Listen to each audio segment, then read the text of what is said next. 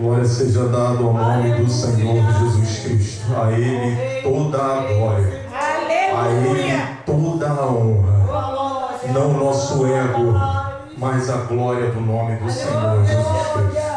Agradeço a Deus também pela sua vida, Tiago. E que o Senhor possa cumprir todos os propósitos dele na tua vida. Em nome de Jesus Cristo. Os irmãos podem tomar assento em nome de Jesus. Eu quero, antes de ler o texto bíblico, agradecer a essa igreja, que é bênção de Deus para mim e para minha família. Quero externar aqui minha gratidão ao Senhor Jesus Cristo por todos os irmãos dessa casa que foram, que são e continuarão a ser bênção para a minha vida e para a vida da minha família. Gratidão a todos os irmãos. Que Deus possa, de tudo que me abençoaram, abençoar o meu lar. Eu profetizo na autoridade do nome de Cristo Jesus, que o Senhor possa, em triplo, em quádruplo, abençoar a todos vocês, acima de tudo com as bênçãos espirituais de Deus, para a vida e para a família de vocês, em nome de Jesus Cristo de Nazaré. Amém? Meus irmãos, primeira carta do apóstolo Paulo à igreja de Tessalônica, 1 Tessalonicenses, capítulo 3. Primeira carta do apóstolo Paulo à igreja de Tessalônica, 1 Tessalonicenses, capítulo 3. Você vai folhear, vai passar por Atos dos Apóstolos, vai chegar em Romanos, vai continuar, vai passar por Filipenses, Colossenses, e vai chegar na carta do apóstolo Paulo à igreja de Tessalônica. Amém? Todos acharam? 1 Tessalonicenses, capítulo 3, nós vamos ler do versículo 7 ao versículo 13. 1 Tessalonicenses, capítulo 3, versículo 7 ao versículo 13. Antes de nós iniciarmos a leitura aqui, eu quero dizer que tudo que será externado aqui para nosso alerta, para nossa exortação, é dentro de uma completude, é dentro da igreja no seu modo geral. Nós que estamos inseridos na igreja do Senhor Jesus Cristo no Brasil, somos também ouvintes do que Ele quer falar para a igreja dele no Brasil. Amém?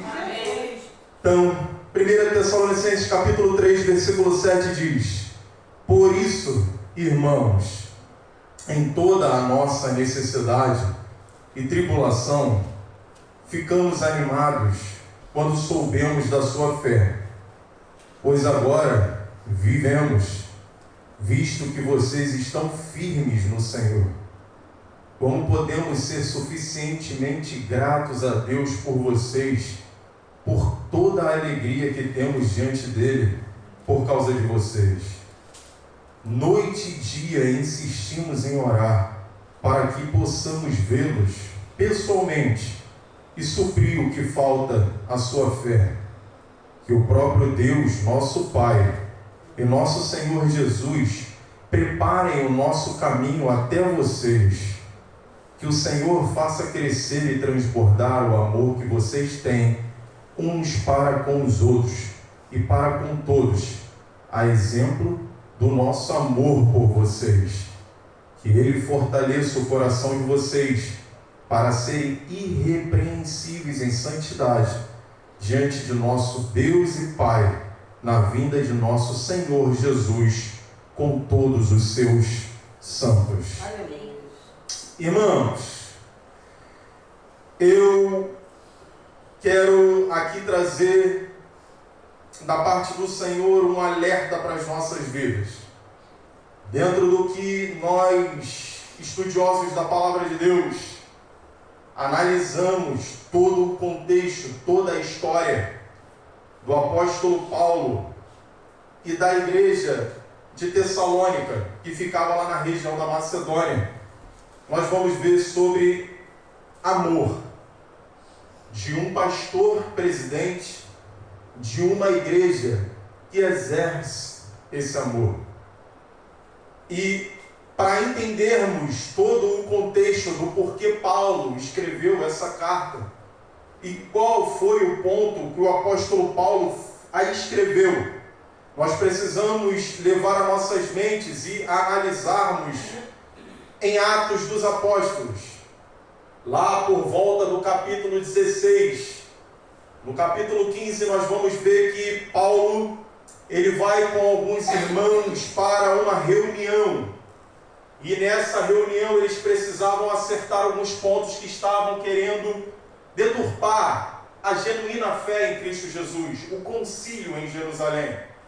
Aí no capítulo 16 de Atos dos Apóstolos nós vamos ver que ali o apóstolo Paulo ele está percorrendo alguns pontos e o Espírito do Senhor impede ele de ir para um ponto, de ir para outro, de ir para lá, de ir para cá. Todos nós conhecemos a história.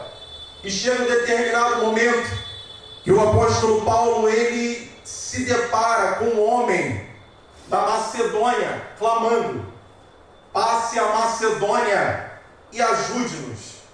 Passe a Macedônia e ajude-nos. Esse homem, Paulo estava vendo uma visão. Passe a Macedônia e nos ajude. Paulo então entende do porquê que o Senhor estava impedindo ele de ir para um lugar e para o outro.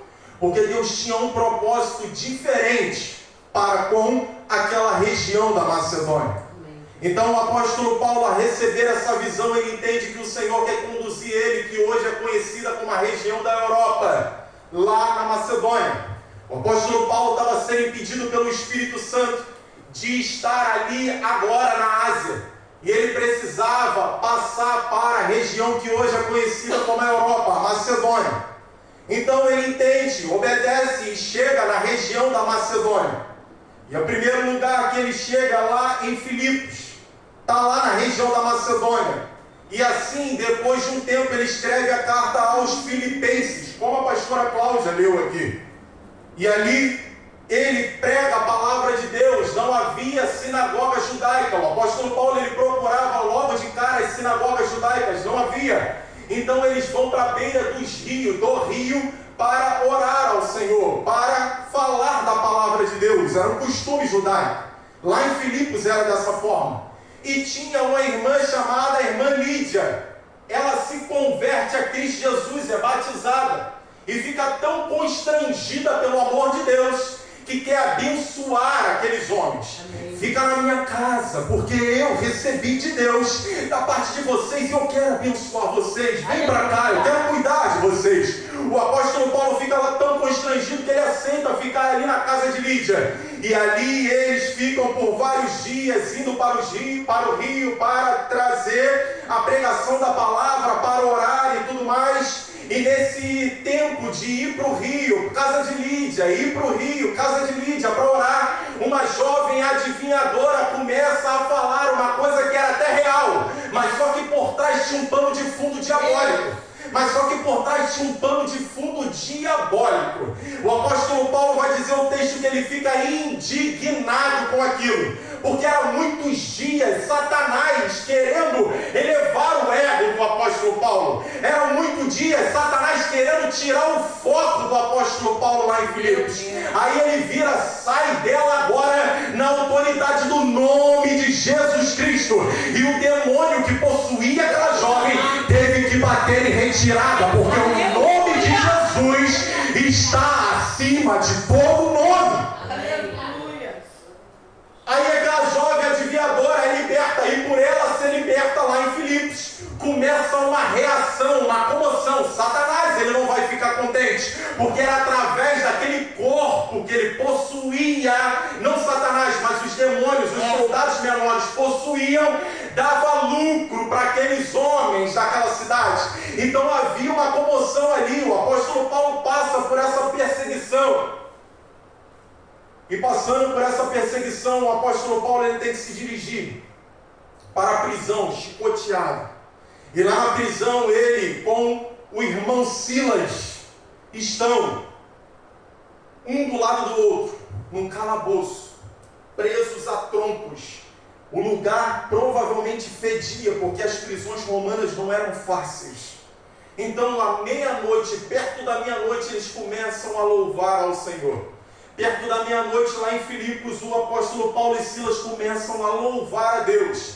Então, acontece um terremoto que cai as cadeias. Aqueles homens poderiam até fugir, mas o apóstolo Paulo, direcionado pelo Espírito, e sabendo que se eles fugissem, eles iam estar fazendo errado e até colocar a vida do carcereiro em risco, porque qualquer um que lá em Roma, soldado, deixasse um prisioneiro sequer fugir, ele era digno de morte. Por isso que o carcereiro vai para enfiar a faca nele mesmo. Mas Paulo fala, não, nós estamos aqui, homem. Nós estamos aqui, homem. Mas só que o Senhor, quando falou com Paulo lá na Ásia, para ele passar a Macedônia, é porque ele queria salvar a Lídia, é porque ele queria libertar a adivinhadora, é porque ele queria libertar a família do carcereiro. Aí o carcereiro, movido pelo Espírito, como que nós alcançamos isso? Aceite a Jesus Cristo como Senhor e Salvador, que você será salvo, não só você, mas toda a sua casa. E a casa do carcereiro aceitou Jesus, e comovidos pelo Espírito, começaram a limpar e a lhe tratar das feridas de Paulo e Silas, dos chicotes que eles tomaram. Aí, dentro de todo o contexto que nós vemos, para nós anteciparmos, Paulo agora ele tem que ir para Tessalônica. E ele chega na cidade a qual nós estamos na carta que ele enviou para essa cidade. Depois de passar por Filipos, na verdade, o apóstolo Paulo ele não chega em Tessalônica logo de cara. No capítulo, só para eu não me... Atos 16. Sim, ele vai para Tessalônica, para eu não me perder e não dizer aqui para vocês coisas equivocadas. Depois de passar por Filipe, ele chega em Tessalônica. Chegando em Tessalônica, havia a sinagoga judaica. Havia um local para ele pregar a palavra de Deus, em primeiro lugar para os judeus. E chegando ali em Tessalônica, depois da confusão que aconteceu lá em Filipos, o Senhor agindo, trabalhando, ele chega em Tessalônica, e a palavra de Deus vai dizer que lá em Tessalônica o apóstolo Paulo prega por 3 sábados. 3 semanas seguidas ele ia. Sábado 1, sábado 2, sábado 3, pregar a palavra de Deus lá na sinagoga judaica. Vai dizer o texto que eles foram constrangidos, muitos, uma numerosa quantidade de gregos e mulheres importantes se renderam a Cristo Jesus. Mas só que Satanás, quando ele vê que o Senhor está alavancando, que o Senhor está trabalhando, ele tenta se levantar contra a igreja do Senhor. Aí ele usa os judeus, movidos por inveja, para mobilizar a malandragem daquele lugar. O texto diz isso. Mobilizar entre a galera que ficava de boa vida, aquela galera que só queria saber de o biricutico, aquela galera que ficava nas esquinas. Então os judeus invejosos começam a mobilizar aquela galera, para aquela galera criar um tumulto e também atingir o apóstolo Paulo. Mas só que Paulo ele sai pela tangente, porque eu abro um parênteses aqui, tem momentos que o Senhor ele quer que a gente saia. Eu vou abrir mais um parênteses aqui, o Senhor quer que a gente saia.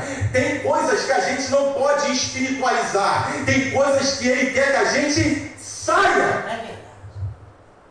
Então ele sai de Tessalônica, agarram Jason, que hospedou Paulo. Jason paga a fiança e ele sai de Tessalônica e vai para Bereia.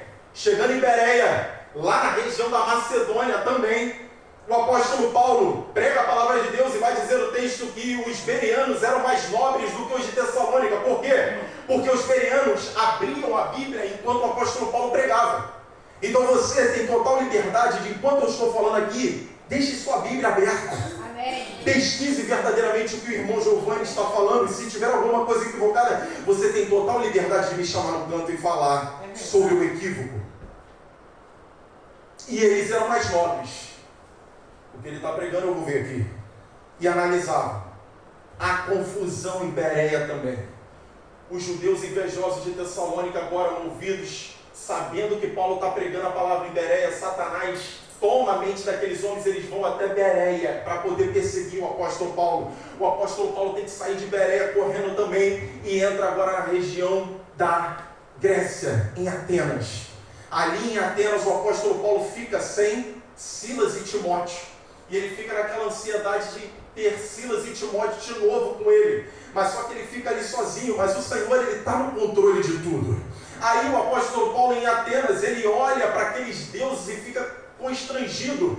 Ele prega a palavra de Deus para os homens filósofos daquele lugar. Os homens pegam ele, que chamaram ele até de tagarela, leva ele para o Areópago, que era um local de discussão filosófica, e o apóstolo Paulo começa a olhar, analisar, e ele vê uma imagem ao Deus desconhecido. Esse aqui tem nome, esse aqui tem outro nome, esse tem nome, aquele tem nome. Então aquele que eles não conhecem é o próprio Deus, que é invisível, mas é real. Eles precisam ver, eles precisam tocar, eles até pensam que conhecem, mas estão iludidos. Mas o nosso Deus é esse, que é desconhecido por nós palpavelmente, mas nós cremos nele porque ele é real. Aí o apóstolo Paulo começa a falar a palavra de Deus para eles ali, e esses filósofos, alguns zombam de Paulo, mas outros, e isso que é o importante, mesmo que seja pouco, creram na palavra de Deus. Amém, aleluia. O Senhor, ele só precisa de um. Muitos puderam até zombar, mas alguns creram. E esses que creram, o Senhor revoluciona a Meritiba. Nesses que creram, o Senhor revoluciona a Olaria. Nesses que creram, o Senhor traz revolução no Rio de Janeiro e no Brasil. O Senhor só precisa de um coração disposto a crer no Evangelho. E ali ficam os atenienses, e Paulo agora vai para Corinto. E ali em Corinto, Paulo começa a fabricar tendas. Ali em Corinto, Paulo começa a fabricar tendas, porque ele tem que trabalhar, porque ele tem que se sustentar, porque ele tem que comer, porque ele tem que vestir, porque ele tem que viver a vida dele, mas não deixando o ministério que Deus colocou na vida dele, nas mãos dele. Aí ali em Corinto, chegam os irmãos Timóteo e Silas. Ali em Corinto chegam os irmãos Timóteo e Silas. E vai dizer o texto que o apóstolo Paulo, ele fica sem trabalhar, sem a necessidade de trabalhar fabricando tendas. Porque Silas e Timóteo chegaram da região da Macedônia, onde eles estavam, lá na região de Bereia, de Filipos e de Tessalônica. Eles chegam com uma oferta tão grande, tão abençoadora, que o apóstolo Paulo não precisou mais trabalhar com a fabricação de tendas. Ele se dedicou inteiramente à pregação da palavra lá em Corinto, porque teve ação da igreja da Macedônia em abençoar o pastor deles. E esse é o contexto do capítulo 3 que nós lemos. Essa chegada de Silas e Timóteo, entregando notícias a Paulo e levando notícias a Paulo. Paulo vai escrever o capítulo 1, capítulo 2, ele chega no capítulo 3, dentro desse contexto de Timóteo chegar, enviar notícias e ele proferir as palavras que nós lemos aqui do versículo 7 ao versículo 13. O contexto mais um pouquinho em cima, essa chegada de Timóteo, apresentando as boas notícias para o apóstolo Paulo, que estava ansioso para a chegada desses homens. Aí, dentro dessas notícias que Timóteo traz ao apóstolo Paulo, ele começa a escrever a carta para aquela igreja que ficou lá em Tessalônica. Timóteo traz informações daquela igreja. E qual era o contexto dessas duas cartas? E nós lemos a primeira, mas tem a segunda. Qual era o contexto de trabalhar diante do que Paulo ouviu daquela igreja lá em Tessalônica? O que aconteceu para Paulo escrever a primeira carta? Timóteo leva as informações e Paulo coloca na primeira carta que aqueles irmãos não precisavam se preocupar com os mortos parentes e os irmãos em Cristo que morreram diante da vinda de Jesus Cristo. Amém. É nesse contexto que nós temos o texto sublime que o Espírito revelou para Paulo a seguinte informação.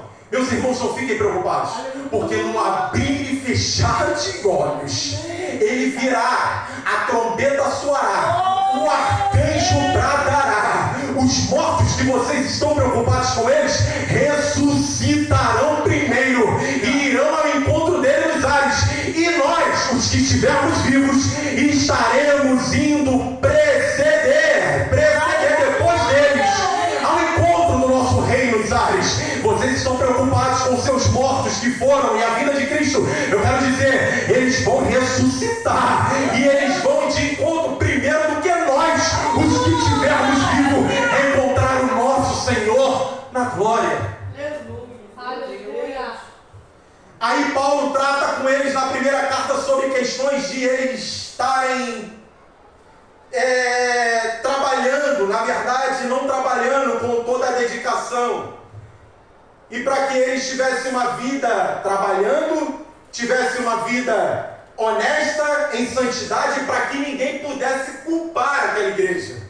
Tinha esse problema teológico, de não entenderem e compreenderem de forma íntegra o que Paulo tinha dito, que o Senhor Jesus viria como ladrão.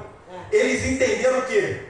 Que Jesus não viria de forma subitamente, de repente. Eles entenderam equivocado. Eles entenderam que Jesus viria de forma imediata, não subitamente. Aí, por entenderem que Jesus viria de forma imediata, eles estavam, e o contexto da segunda carta é isso, eles pararam de trabalhar, por quê? Aqui a 1 hora ele vai vir. Então eu não vou trabalhar não, porque eu vou ficar atento que ele vai vir agora. Eles entenderam de forma equivocada. O apóstolo Paulo, a receber aquela informação de Timóteo, ele escreve para eles esse contexto da segunda carta.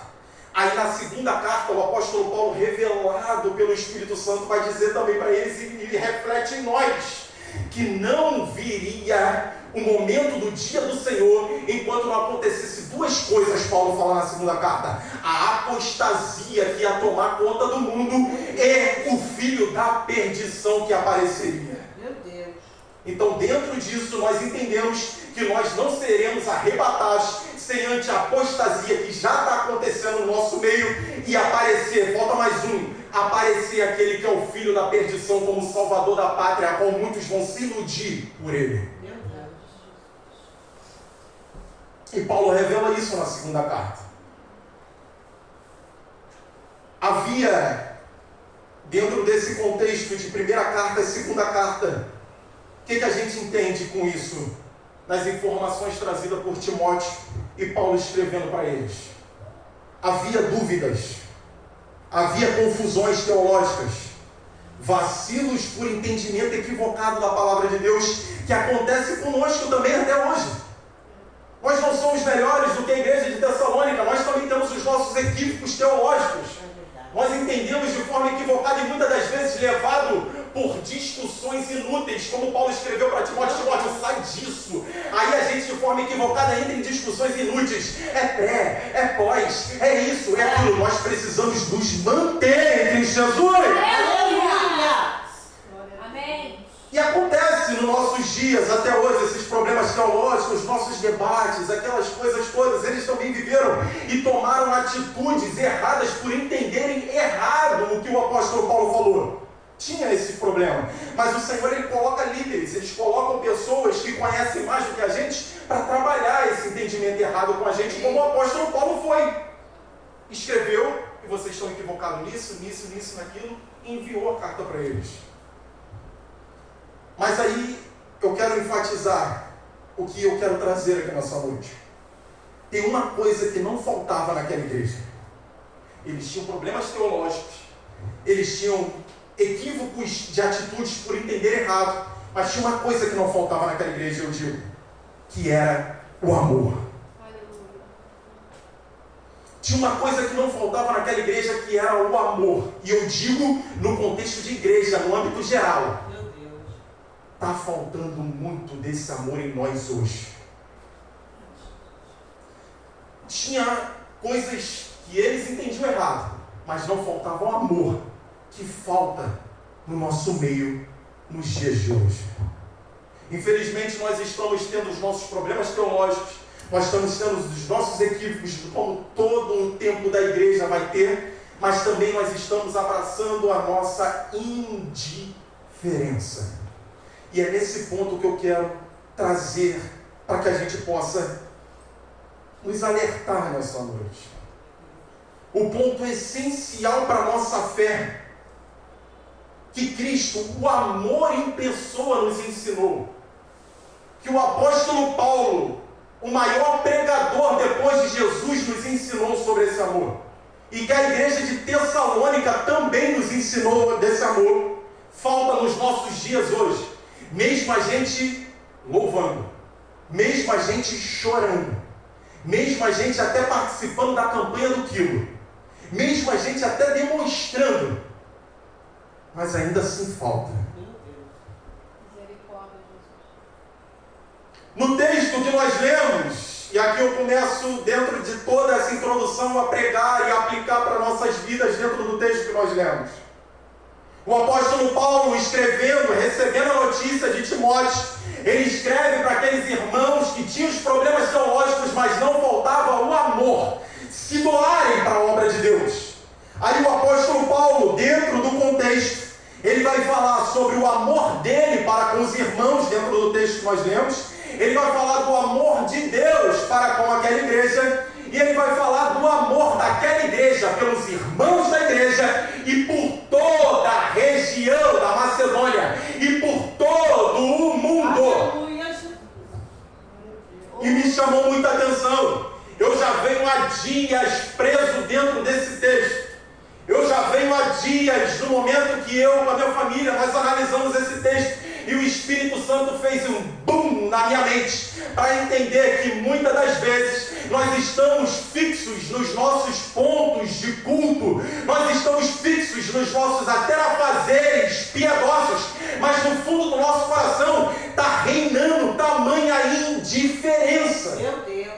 E o Senhor me confrontou há dias dentro desse texto, e a minha oração nesses últimos dias é: Senhor, me dá discernimento, me dá sabedoria e batiza-me com batismo de amor, Senhor. Aleluia! Dentro desse contexto aqui, dentro do que o apóstolo Paulo trouxe nesses versículos, nós vamos ler três coisas. Um Deus que é amor e acrescenta amor em nós. Segundo ponto, um líder, o pastor Paulo, o apóstolo Paulo, que visa a almas e não seu próprio bem-estar. Terceiro ponto, uma igreja que até vacila em questões bíblicas, mas não perde a essência do evangelho, que é o amor. E eu não vim aqui trazer um amor barato, como está sendo pregado na Intergraça aí fora. Eu vim trazer um amor que é muito além desses que estão falando aí fora. É um amor que me leva a ser motivado verdadeiramente pela fé que eu exerço e profiro aonde eu chego. Amém. Aí eu quero que os irmãos analisem comigo versículo por versículo para a gente dar seguimento. Analisem comigo o versículo 8 do capítulo 3 que nós lemos, por favor.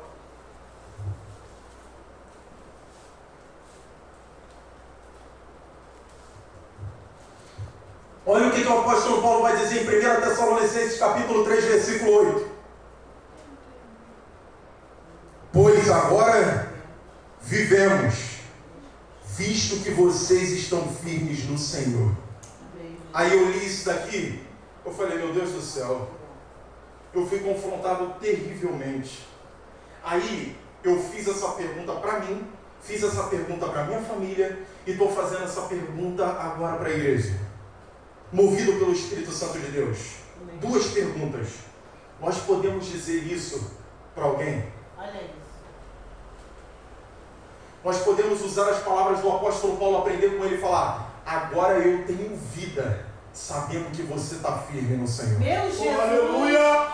Oh, meu Espírito Santo. Agora eu posso viver com alegria, porque eu sei, meu irmão, que você agora está firme no Senhor. Aleluia! Ou o nosso coração fica indiferente com as almas que estão indo para o inferno? Meu Deus. São essas duas perguntas que o Espírito Santo fez para mim.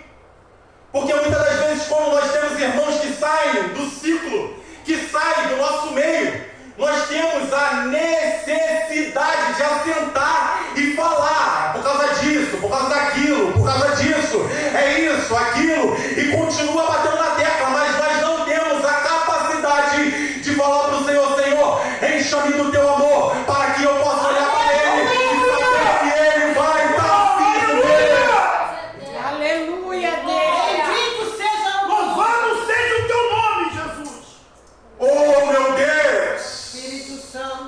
Nós estamos,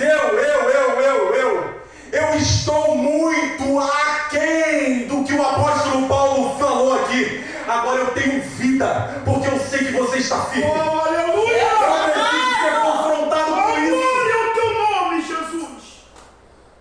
A qual muitas das vezes a gente senta e nos nossos círculos a gente passa a julgar. Mas julgar não é questão de julgar porque julgar, eu já entendi que julgar você pode até julgar se você tem propriedade para falar. Amém. Você não pode condenar e a gente crava. A gente bate o martelo. A gente afunda. Meu Deus. A gente crucifica. Mas a gente não tem capacidade de olhar para esse texto e olhar o que o apóstolo Paulo falou. Agora eu posso viver. Meu irmão, sabe o que é viver? É você ter a vida normalmente com paz. Porque você sabe que aquele irmão voltou para Cristo Jesus. Se rendeu em Cristo Jesus. Meu Deus. Aí o Espírito Santo me confrontou nisso. E como está o seu coração? Como está a sua vida com Cristo? Se você pode verdadeiramente falar isso para alguém. Se você pode verdadeiramente viver uma vida em paz, sabendo que aquele irmão ainda está longe do Senhor.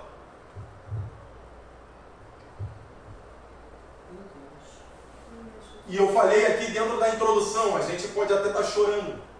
A gente até pode estar participando da campanha do quilo.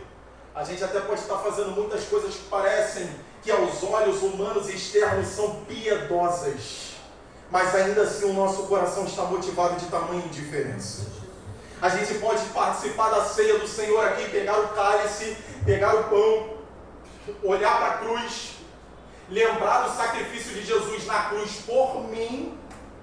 E quando eu lembro daquele irmão, o meu semblante muda, a minha fala muda, a minha decisão e atitude muda, porque eu lembrei de tal irmão que foi diferente do meu pensamento e saiu, mas eu não tenho a capacidade de olhar para o Jesus que me perdoou e analisar o quanto eu preciso também buscar Ele lá. Meu Jesus, aleluia, aleluia. Como está, Giovanni, o seu amor proferido todos os domingos? Versículo 9, por favor, para nós adiantarmos. O apóstolo Paulo vai dizer: como podemos ser suficientemente gratos a Deus por vocês, por toda a alegria que temos diante dele, por causa de vocês. Ele faz uma pergunta. Aí eu analisando esse texto aqui, aí o Espírito Santo me colocou lá em Salmos, capítulo 116, versículo 12. Que darei ao Senhor por todos os benefícios que me tem feito.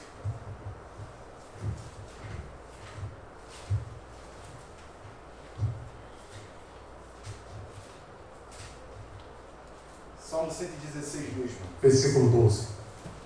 Que darei ao Senhor por todos os benefícios que me tem feito. É como se, em outras palavras, o salmista estivesse falando: não tem como pagar ao Senhor por todos os benefícios que Ele tem me feito.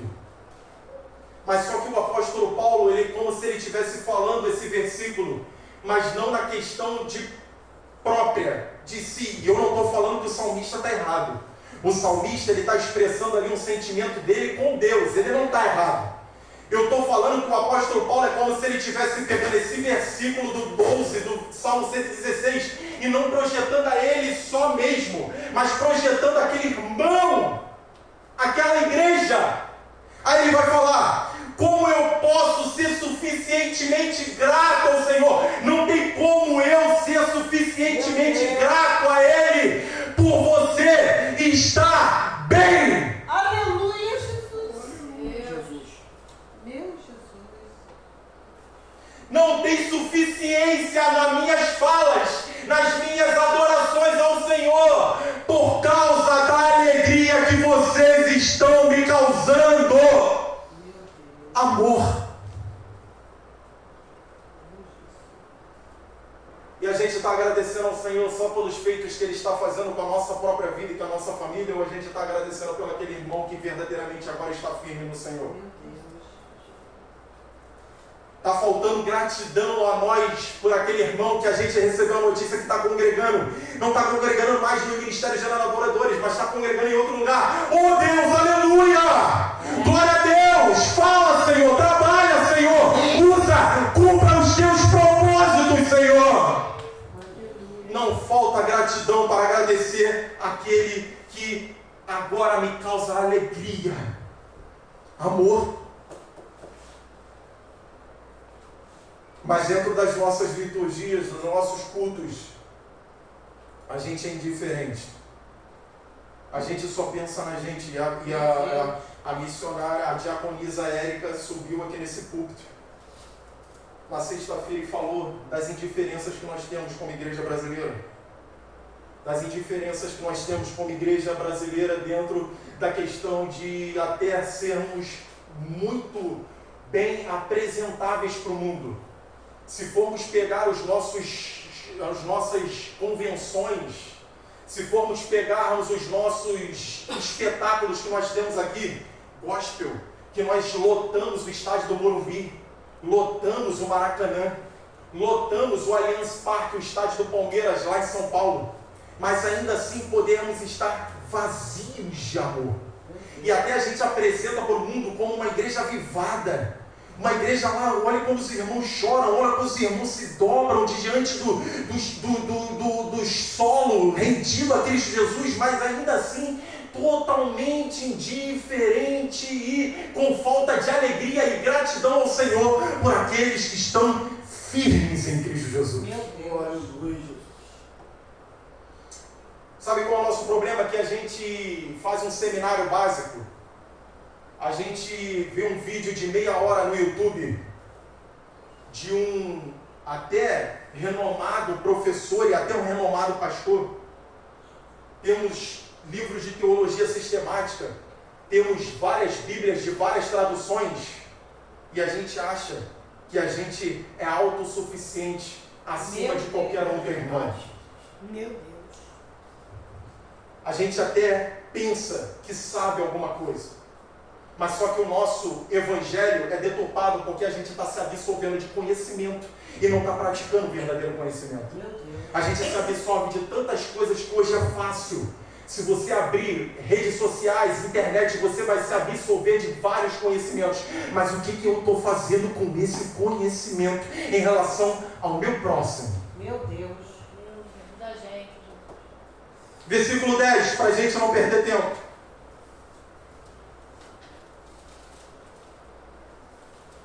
Quem está comigo, diga amém. Amém. Noite e dia insistimos em orar, para que possamos vê-los pessoalmente e suprir o que falta à sua fé. Noite e dia eu insisto em orar, para que eu possa ver vocês pessoalmente e suprir o que falta na fé de vocês. Esse homem que está escrevendo para eles aqui, falava grego, falava latim, falava o hebraico, foi formado numa das melhores faculdades da atualidade, que era de Tarso. Tinha a faculdade da Alexandria no Egito, que era muito renomada, que Lucas foi lá, fez a faculdade de medicina, se formou em médico na Alexandria. Paulo fez a faculdade em Tarso. Cheio de currículo, cheio de autoridade espiritual. Mas só que ele escreve e nos constrange em dizer: eu vou para aí, para que possa expressar para vocês o que ainda falta na fé de vocês. E vai dizer o apóstolo Paulo em outra carta que ele está escrevendo, eu não me recordo agora da carta, ele vai falar: eu vou para aí, para que nós possamos compartilhar do que ainda falta na nossa fé. Aleluia, glória a Deus. Mas a gente se acha autossuficiente, a gente se acha sábio demais. A gente se acha bom demais quando a gente tem míseros livros dentro de casa e a gente acha que já é teólogo. E não tem a capacidade de ser amoroso com aquele que tem as debilidades espirituais. Nós criamos fardos nos nossos ombros com os débeis na fé. E falta amor para mim, Giovanni. Meu Deus. A gente se cansa. A gente acha que é benção, mas o Senhor chamou a gente para uma batalha árdua.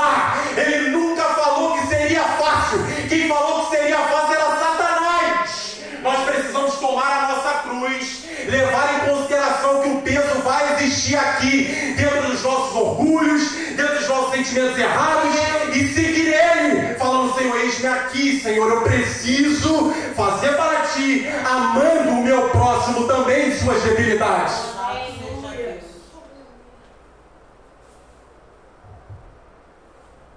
Infelizmente, a gente, com as nossas ignorâncias, eu falo por mim, muitas das vezes com as nossas ignorâncias e até o zelo, a gente é excessivo dentro do nosso zelo. Aí o Espírito Santo me constrange e fala: dentro do seu zelo precisa ter o amor. Aleluia! Onde muitas das vezes você vai até discordar, vai ser difícil, vai ser problemático, mas você precisa amar. Aleluia! Aleluia! Meu Deus! É misericórdia de mim, Jesus. Versículo 12. Que o Senhor faça crescer e transbordar o amor que vocês têm uns para com os outros e para com todos, a exemplo do nosso amor por vocês. Vou repetir: que o Senhor faça crescer e transbordar o amor que vocês têm uns pelos outros. Ele não está falando que o Senhor coloque amor, ele está falando: faça crescer, porque eles já tinham. Venha crescer mais ainda e venha transbordar. Aleluia, glória a Deus. O amor que vocês têm uns para com os outros e para com todos. Amém. Sabe por que Paulo fala do amor que vocês têm uns para com os outros e para com todos? Porque essa igreja aqui, eles não mediram esforços, meus irmãos. Sabe por que eu estou usando essa igreja aqui como exemplo de amor?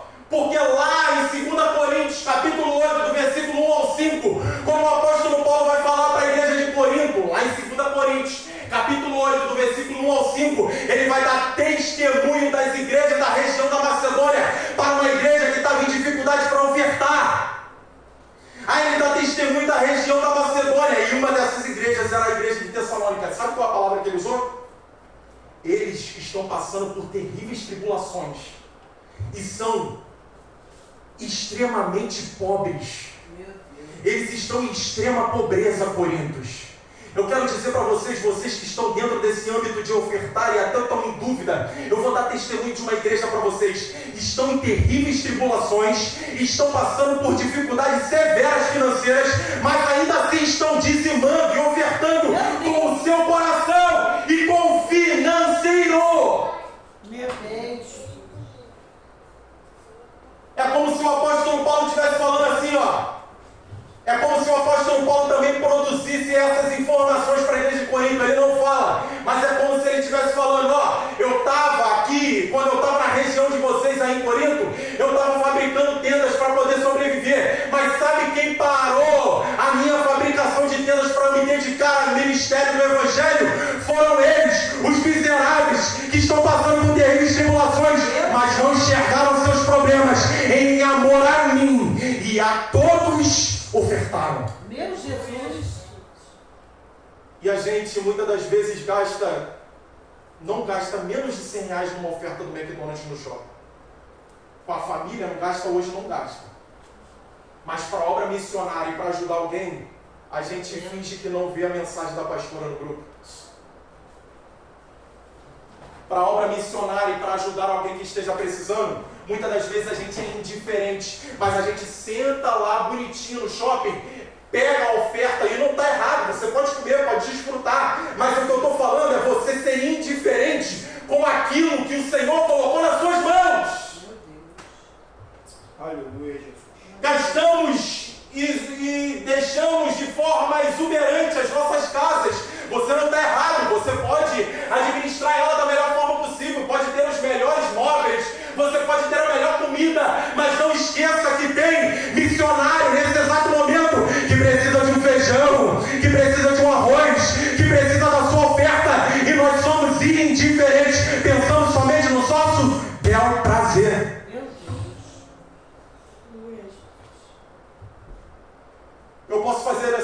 Eu posso dizer, todos nós aqui, que estamos inseridos na igreja missionária, na igreja brasileira, quantos missionários nós estamos ajudando hoje? Todos nós. Algum missionário, a gente está ajudando algum missionário? Alguém que esteja no campo levando a palavra de Deus.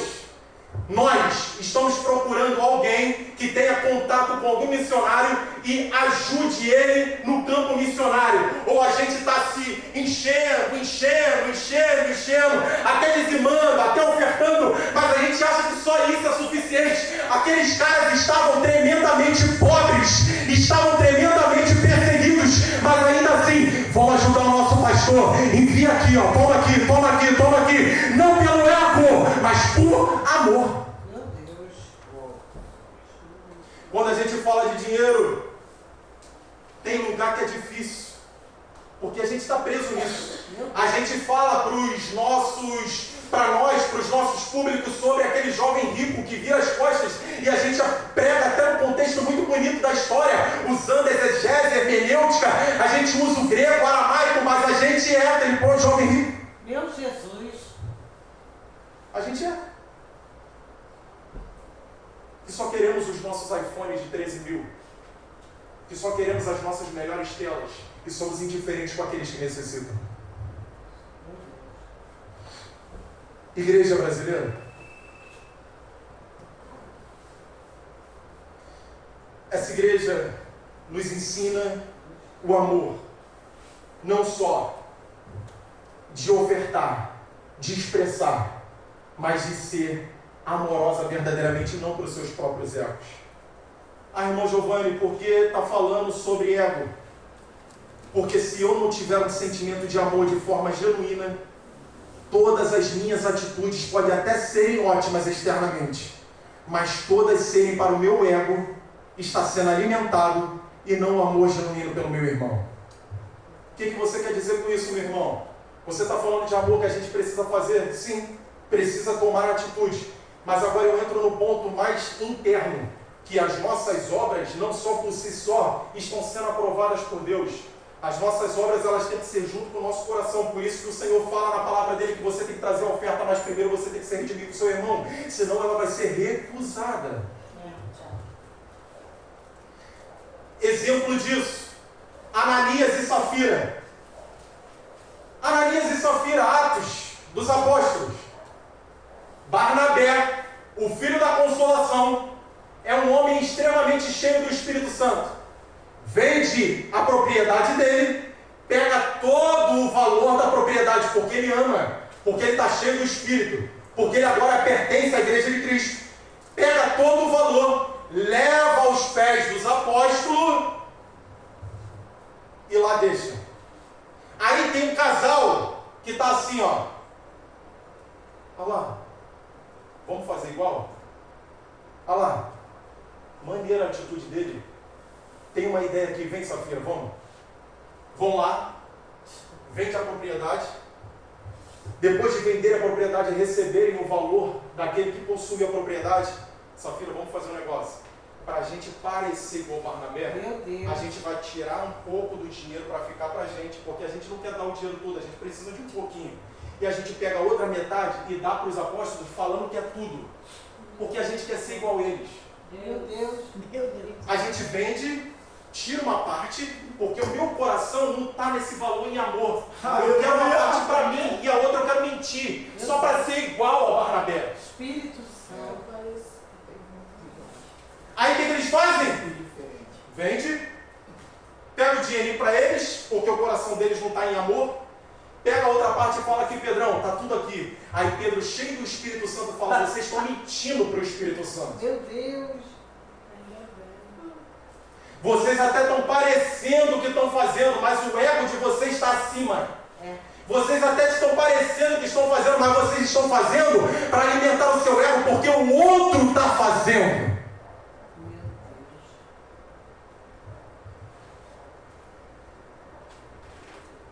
Aquele ministério lá está servindo, está fazendo tudo. Vamos fazer também. Aí Pergo organiza tudo, vai fazer também. Vai, irmão, faz uma live ao vivo aí para a gente ver. Faz aí, grava aí ao vivo. Toma água aqui, toma um alimento aqui. Para até parecer. Mas o coração está longe. Somos nós hoje.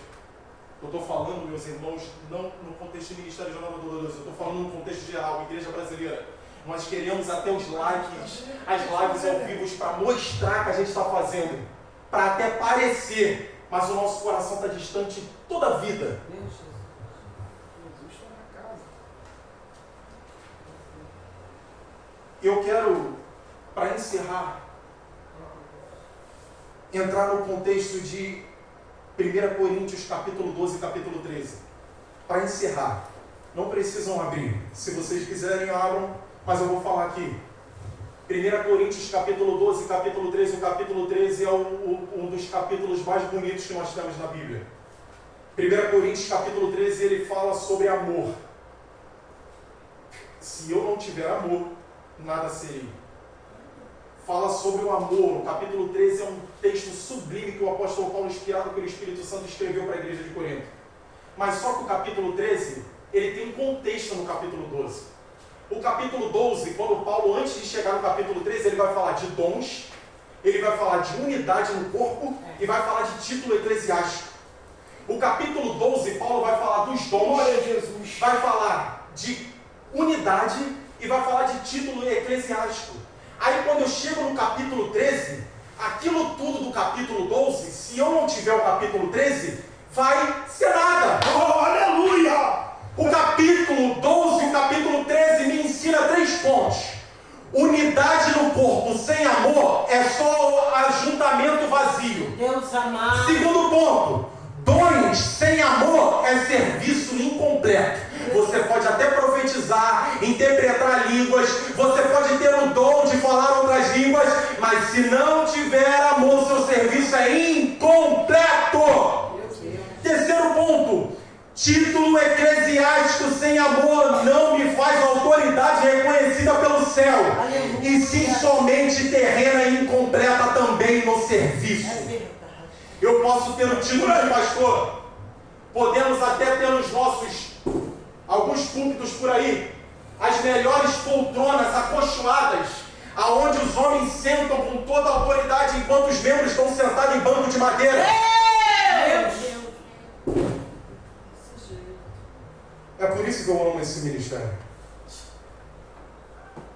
Pode ter até esse título, pode ter a melhor poltrona, toda acolchoada, enquanto o seu irmão está sentado no banco de madeira. Mas se você não tiver amor, Meu Deus.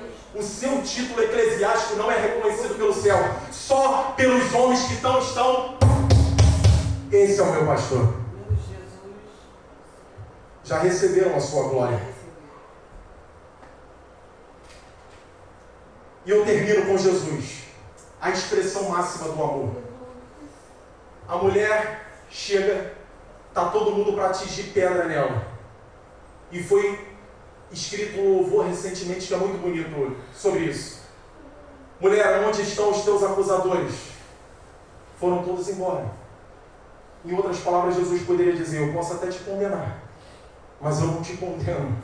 Vai e não peques mais. Quem não tem pecado que atire a primeira pedra.